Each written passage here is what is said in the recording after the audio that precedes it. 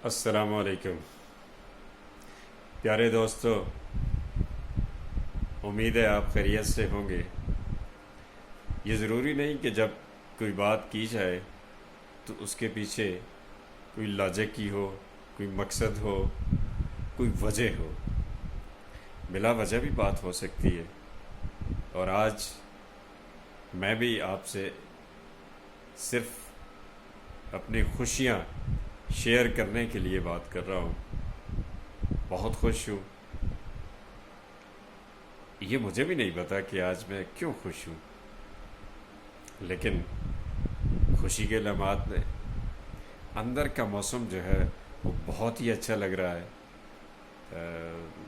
हंसने को दिल कर रहा है और आपसे बात करने को दिल कर रहा है, और अपने अंदर की जो खुशी है वो आपसे शेयर करना चाह रहा हूँ।